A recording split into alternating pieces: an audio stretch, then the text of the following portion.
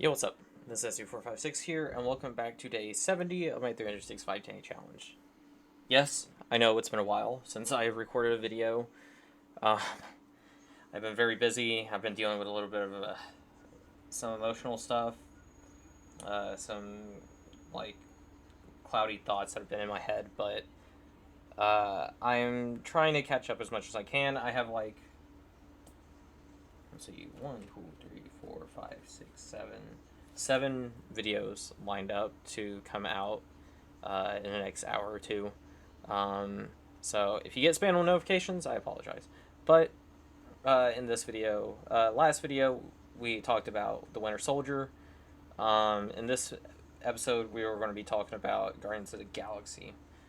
Also, I got a haircut. If you couldn't notice, I'm still kind of iffy about it, but at the same time, like, it's a haircut. I needed it.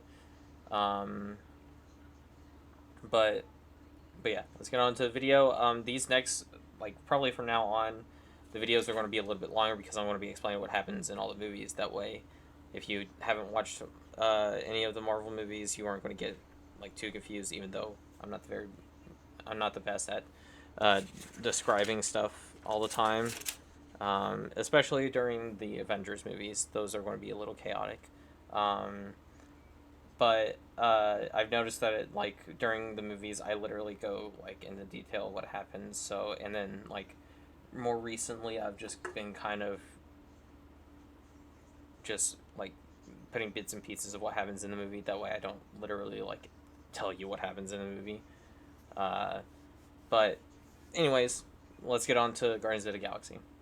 Um, so Guardians of the Galaxy is what kind of introduced me into 80s music, and like all the like old nostalgic music that I listen to nowadays. Um, and I'm really happy about that. The beginning of the movie starts off with Peter Quill, aka Star Lord, but it's his child version. He's in the hospital. His mom is dying of cancer, and he doesn't know how to feel about it. His mom, like right before his mom dies, she asks him to hold her hand, but he doesn't because he's a child. He's not like gonna like know what to do in that situation. But she gives him a present. Um,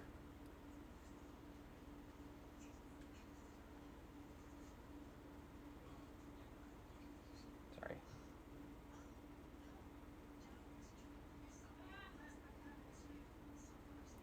Uh, after she asked him to hold her hand, she dies. Peter doesn't want that to happen, of course, so he kind of like yells for her to come back, but she doesn't. So he just runs out of the hospital and gets abducted by aliens. Um, but it's kind of just him going on his destined path. The movie cuts back to the present, showing young adult Peter exploring a cave and something that we know now as the Power Stone. He acquires it. And then a later scene, we are introduced to Ronan, Gamora, Nebula, excuse me, Yondu, Rocket Raccoon, Groot, and the Kree people. After fighting to get the orb, Rocket, Groot, Gamora, and Peter are all sent to the Kilnar. They're sent to a jail like facility where soon they meet Drax.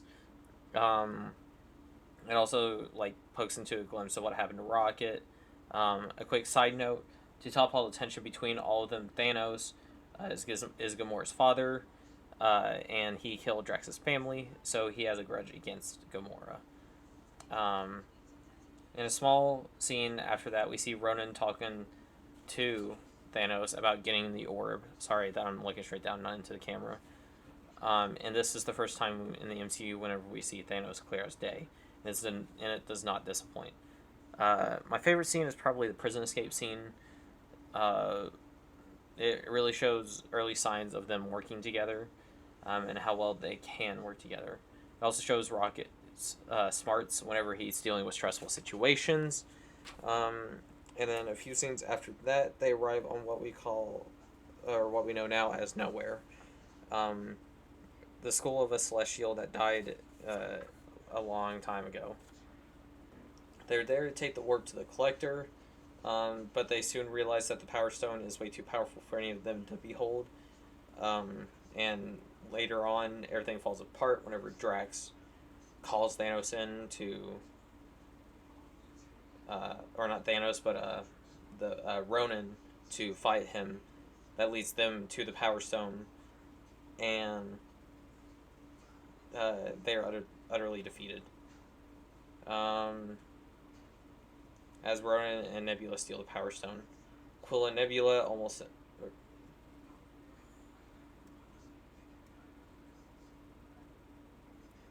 Quill and Gamora almost die, but luckily Yondu saves them. Ronin, once he has the stone, calls Thanos and basically shows Thanos that he's going to use the Power Stone against him. He's going to destroy the entire Kree people. Is it Kree or Xandarians, whatever? They're going to kill all those Xandarians, and then he's going to come after Thanos after that. Thanos, of course, doesn't like this, so he basically gets angry, but Ronin doesn't give a shit. They eventually go to Xandar. Big battle takes place. Eventually, Ronin crashes down into Xandar, but the Guardians of the Galaxy are also down there too. So they have a dance off to save the universe, and eventually, Peter and the rest of the Guardians of the Galaxy basically hold hands together just so they can, control the power, or well, control the power of the Power Stone, and they save the day. They get amended for all their crimes and stuff like that, and